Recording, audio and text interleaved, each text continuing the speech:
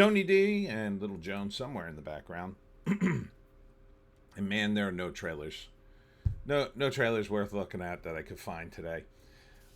Everybody's talking about the Minecraft movie and how terrible the trailer is.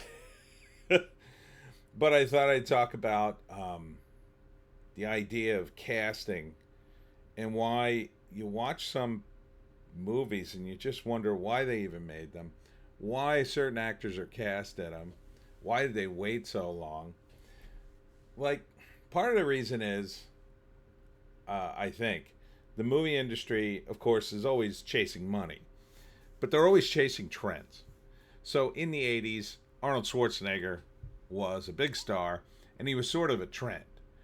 Um, Everybody liked to see Arnold in a movie. It was kind of the same movie every time. He'd shoot a bunch of dudes and say a bunch of cool stuff, and that would be it.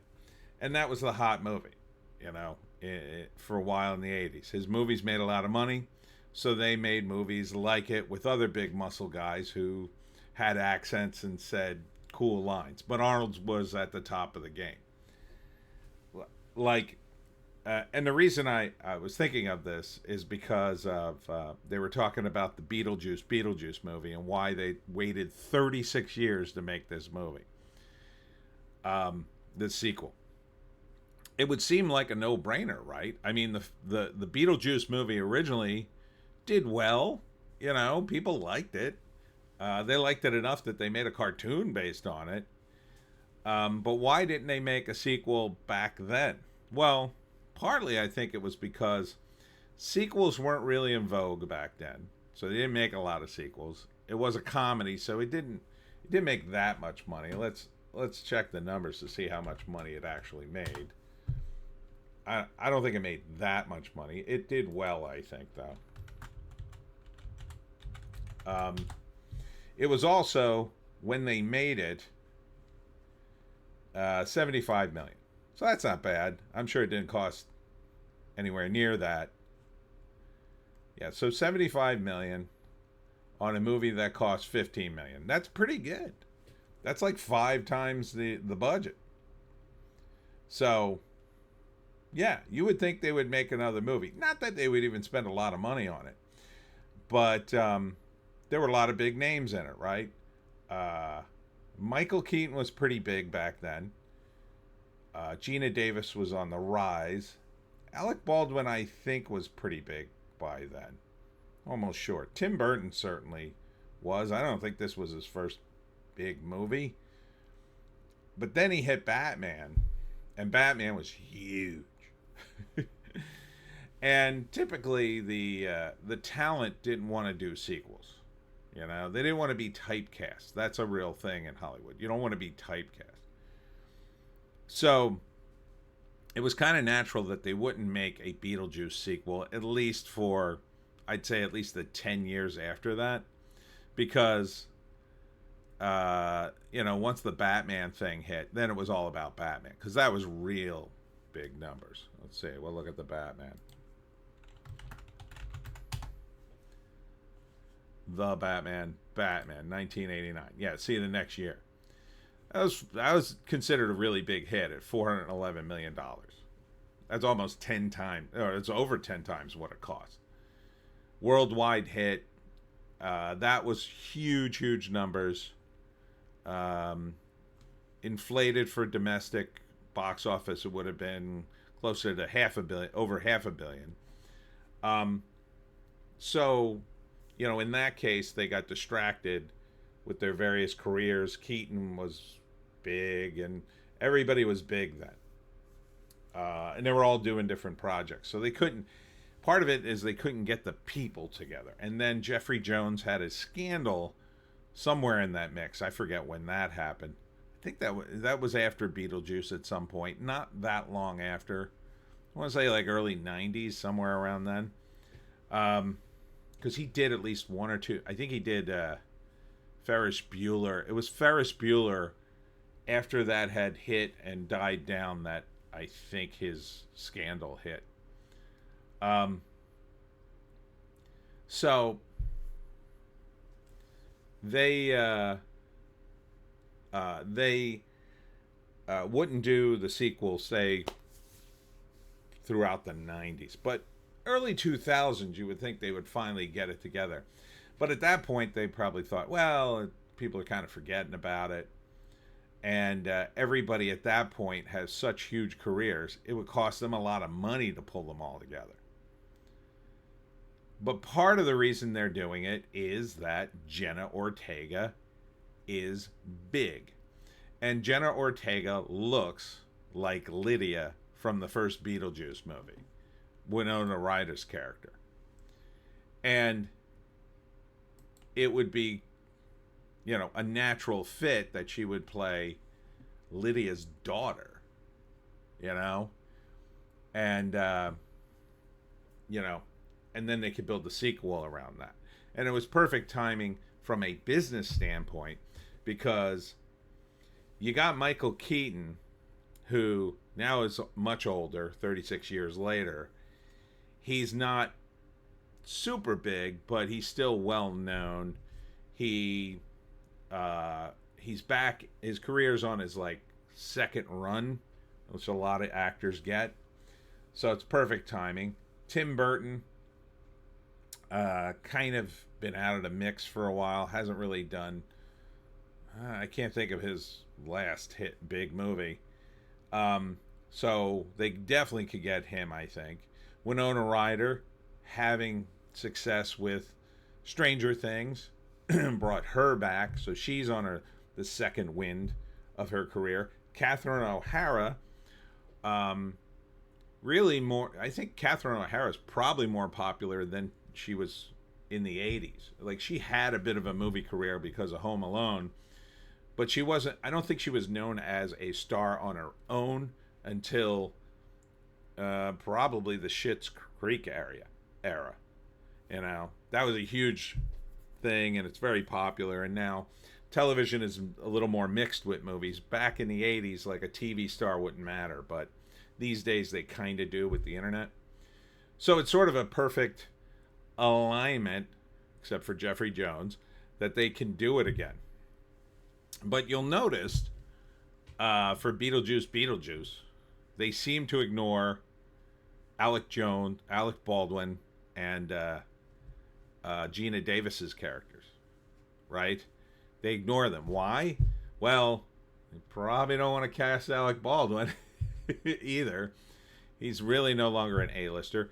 Gina Davis is definitely no longer an A-lister.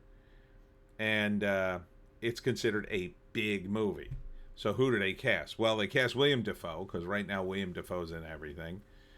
And Jenna Ortega is the it girl. So they cast her. But they're ignoring the story, in my view, right? The story really should be that Lydia, who's now older, should be a little different, number one. They dress Winona Ryder. She looks exactly the same. But she was friends with the ghost played by Gina Davis and Alec Baldwin, and they should be in the house too, right? They should be the exact same age when they died, because that's sort of the rule, right? You freeze in time. If you see a pirate from the 1700s, he looks exactly the same when he died if you saw him 40 years ago than if you see him now in Ghost World, right? So Alec Baldwin and Gina Davis's characters, they should have just been recast, and they should have absolutely been in the movie. Absolutely 100%. Same thing with Jeffrey Jones. I think Jeffrey Jones should have just been recast. Makes no sense to me that they would bother to do that. I don't know what the contracts, maybe there's some contractual stuff they couldn't do that, but I doubt it. They used to do that all the time, by the way, in Hollywood. They would just recast people. But since I think Hollywood has become personality driven, thanking mostly because of things like the blockbuster era, during the Arnold Schwarzenegger era, where they saw it as being Arnold driving it, not the fact that it was action and the same funny movie every single time. They're still in that mode that they need a personality to drive the movie before they'll even make it. They they see it as box office, although there's not really, but box office anymore when you look at celebrities, except maybe Chris Pratt. Chris Pratt has box office. You look at the movies he made. Oh my God! Here, let's look at Chris Pratt box office. His box office is just insane now. Here we go. Full Chris Pratt. All right. Yeah, look at this. Look at this crazy amount of box office. You know, this is as leading man, his worldwide box office is almost $6 billion. That's crazy. And they're not even counting. Now, if they count him as lead ensemble member, which would count the Guardians of the Galaxy movies, then he's 8.2 billion. That's an insane amount of money. But most actors don't have that kind of box office. They just don't. So, what is he ranked? They don't. Is that a ranking for total world aggregate box office? Rank 14. World aggregate box office. No, they don't have a thing for that. Yeah. So Mario, Avengers Endgame, Jurassic World, Avengers Infinity War, Guardians of the Galaxy Volume 3.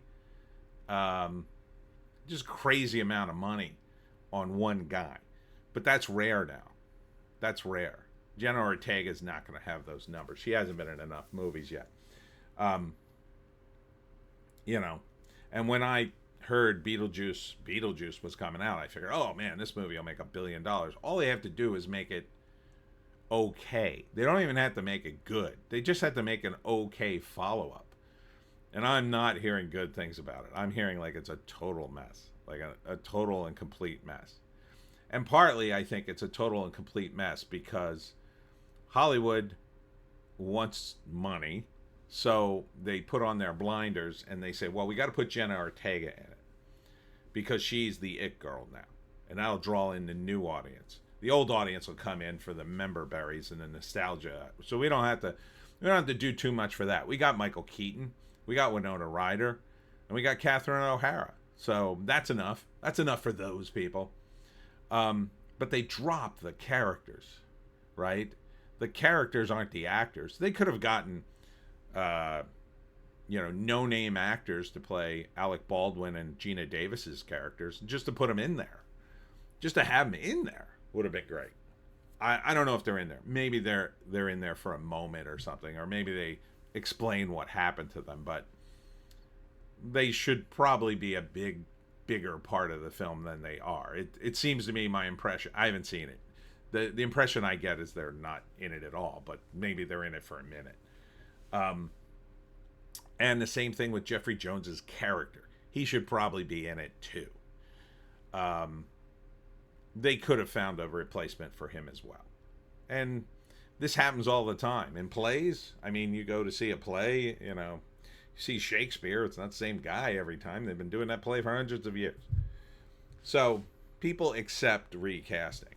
But Hollywood's sort of stuck in the mode of, big name guy is gonna make all our money, and it has to be all about him. And I think that's why you get weird casting calls and weird situations where they just ignore the plot to hammer in another actor who they feel has enough box office to draw in the audience. And, from a story standpoint, that doesn't fly. This is why comic book movies can only go so far. You'll notice in comic books, especially in the superhero universes, they have had eras of, for instance, the Avengers, where Captain America left the Avengers and then came back. And that's mostly the result of, the Avengers comic sales slipping at some point, and the editor saying, oh, we got to put Captain America back in because everybody loves him and the sales will go back up. Same thing when Marvel puts Spider-Man in a comic. That used to be an instant sales boost. But they kind of can't do that with movies unless they recast people, unless they turn all the characters into James Bond, where lots of people play him. And I think to some extent, like, I don't want to see an actor shafted when he can play the role. Obviously, I've been touting the return of Wesley Snipes as Blade, because I think he could do it. I mean, he looked great in the Deadpool Wolverine movie. I mean, they gave him a gray goatee, but they didn't need to. He could have shaved that. He would have looked fine. Black does not crack. He still looks good for his age. And with makeup and body armor, you wouldn't know the difference. He would look enough like Blade as long as he had the moves, as long as he didn't have old man moves. And I mean, they only got another 10 years before he might get to the point where he'd be moving like an old man.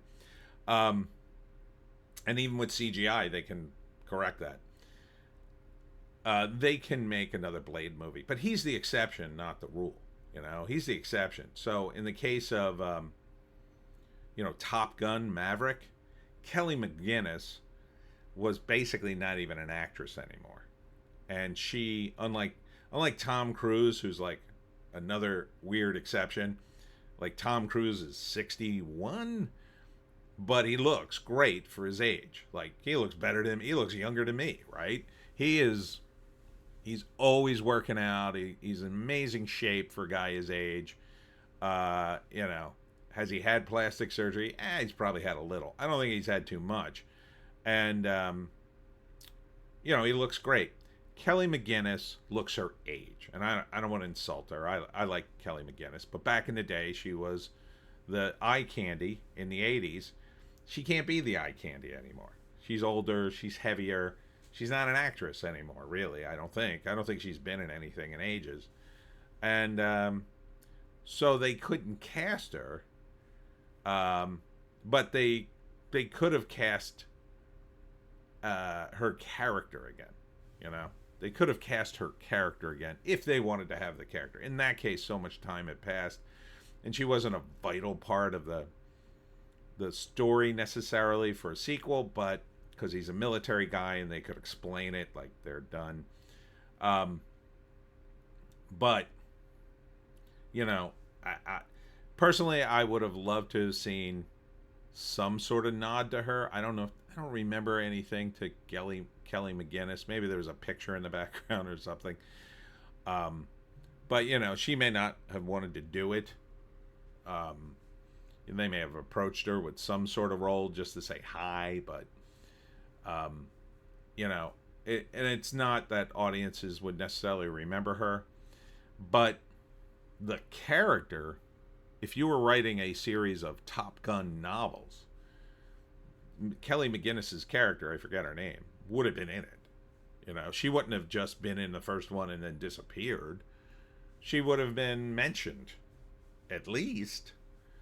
So Hollywood, I think, needs to follow the stories a little more closely. And on a case-by-case basis, you can decide whether or not to recast. Oh, another example, of course, is Black Panther, right? Black Panther, looking back on it, they needed to recast. I mean, if they had permission, they probably could have put Boseman's face on a stuntman and put him in the movie using, special effects. I don't know if fans would have enjoyed that. They probably could have given him one last scene. That would have been interesting. You could have a scene where he dies and then the next guy takes over. But they didn't go that way. And I understand to some extent. People felt bad that Boseman died. He was at the peak of his career. He was in a huge hit movie, and we were looking forward to a sequel. I liked the first Black Panther movie, but it didn't work out. Unfortunate, very unfortunate. So from a story standpoint, though, probably looking back on it, the thing would have been to recast him. Heroes don't die, especially in comic books. Recast him with a different actor. And, make some sort of tribute to the actor, and say, well, we miss him, but his legacy lives on, kind of thing. But unfortunately, I think Hollywood has gotten far, far away from that.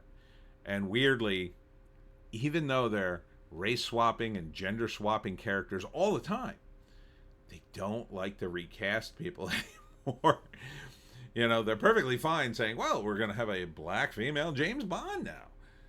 And people go, what? Oh, you bigots. But when you suggest, like, well, maybe we should just recast, Moneypenny or whoever, they go, no, no, no, no, no, no. They're okay with James Bond because that's been established. But,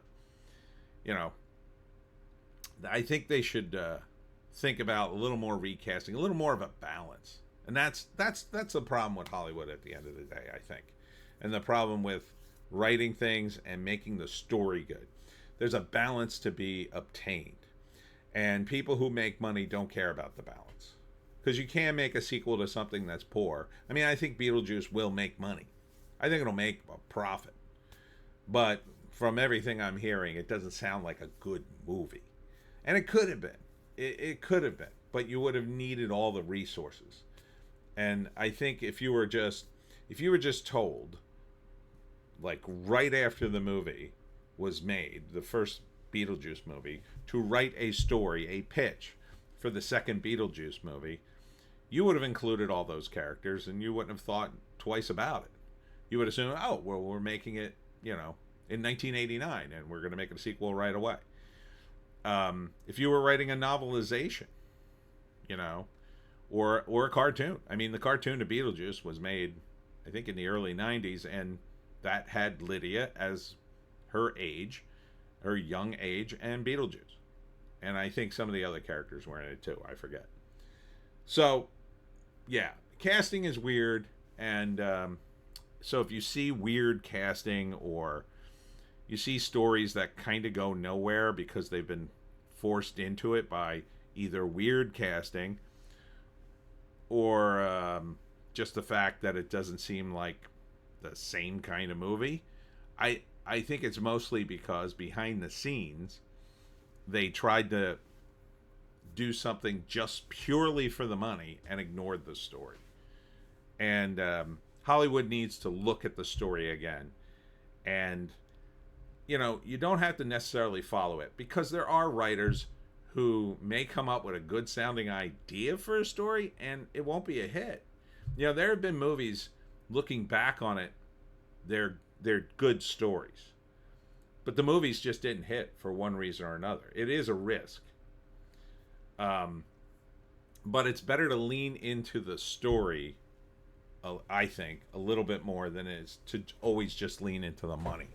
Because if you always just lean into the money, you can make money in the short term, but in the long term, yeah, it's not good. So I don't think there'll be another Beetlejuice sequel, which is a shame, because there should be 3, right? It should be Beetlejuice, Beetlejuice, Beetlejuice, Beetlejuice, Beetlejuice, Beetlejuice. But anyhow, that's my rant. No trailers today. Tune in to the live stream tonight at 7, where we'll talk more about movies, the important things in life.